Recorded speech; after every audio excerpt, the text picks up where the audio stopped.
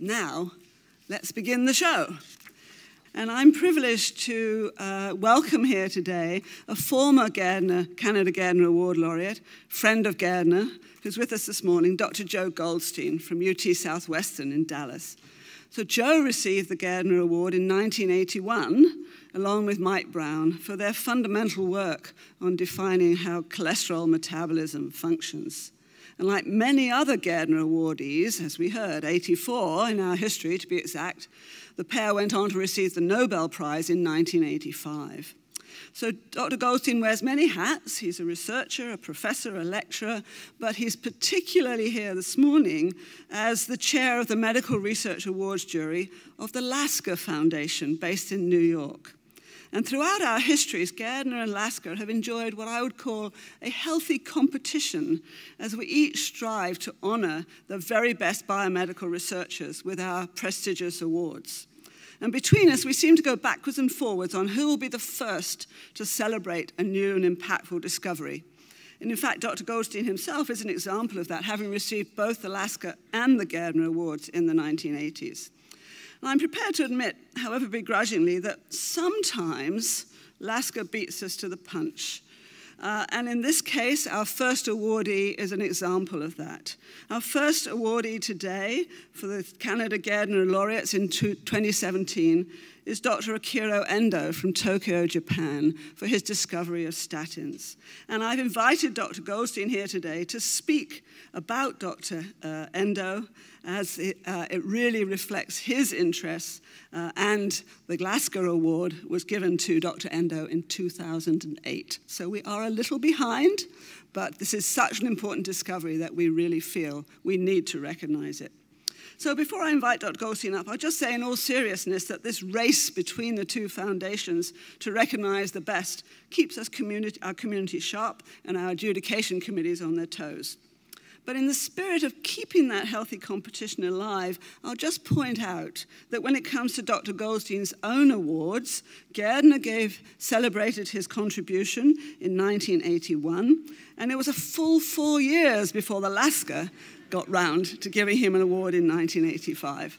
So please welcome Dr. Joe Goldstein.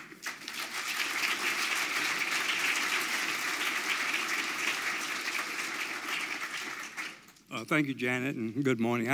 I'm Janet's counterpart at the Lasker Foundation. So anyway, as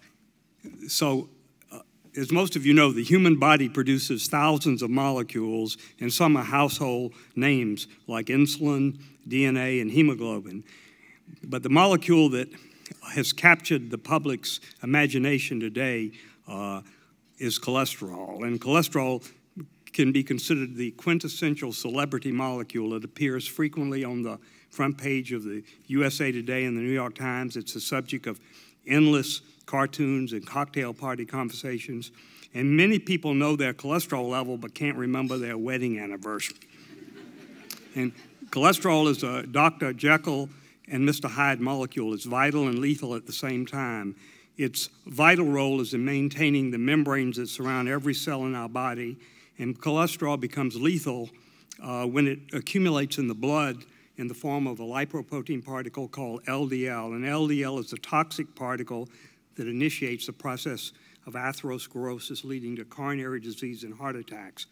And coronary disease is responsible for 1/3 of all deaths in the developed world. It's the #1 killer in the US and the #2 killer in Canada.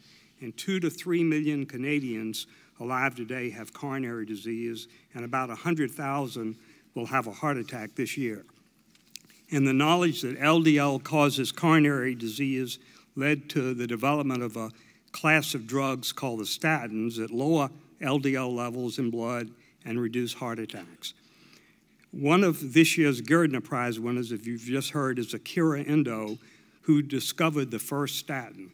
As a child growing up in a farm in Japan, Endo became fascinated with mushrooms and other molds, and he read biographies of how Alexander Fleming discovered penicillin in a mole. And after obtaining his PhD in biochemistry in 1957, Endo joined the Sankyo Company in Tokyo as a research scientist. Inspired by Fleming's success with molds, Endo searched fungal cultures for natural products that would inhibit cholesterol synthesis in the rat liver. And for 2 years, Endo toiled day and night screening through 6,000 different fungal extracts, but with no success. Finally, on March the 15th, 1972, he hit pay dirt, literally and figuratively, in a mole that grew in the rice fields near Kyoto. And Endo's magic mole produced a powerful inhibitory activity. Endo spent the next several years purifying the inhibitor and identifying the enzyme HMG-CoA reductase as the target molecule in the cholesterol pathway that was inhibited by his drug, known as compactin.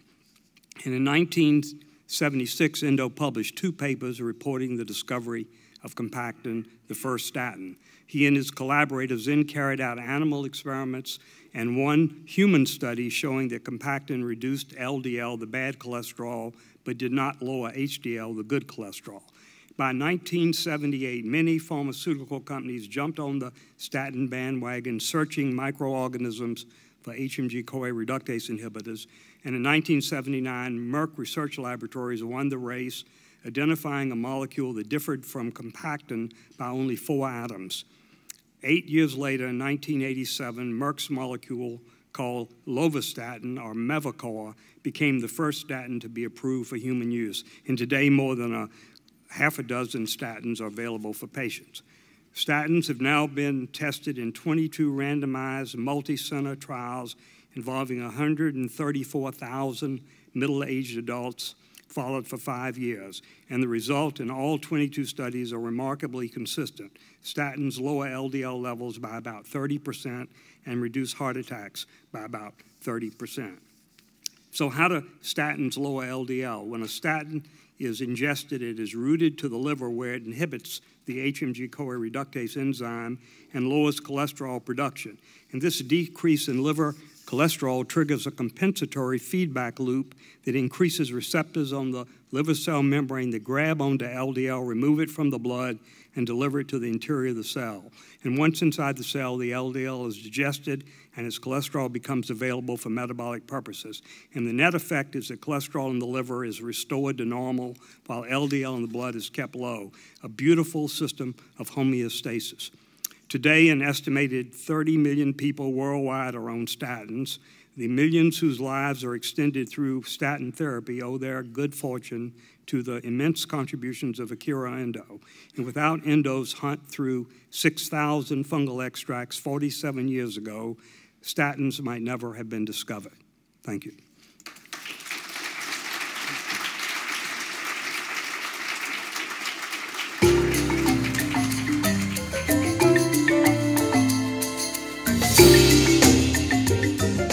The challenges I solved with my work is the discovery of the first statin called compactin.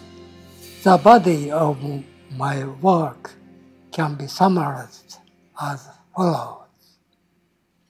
I discovered compactin as an inhibitor of cholesterol biosynthesis, elucidated the mechanism of action in compactin, and showed the efficacy and safety of compactin in the treatment of patients with hypercholesterolemia. An estimated 40 million people take statin, and millions of people have extended their lives through statin therapy. My biggest inspiration is Dr. Alexander Fleming, who discovered penicillin. The advice I would give to students interested in pursuing research as a career is to have big dreams and goals and to work hard towards them.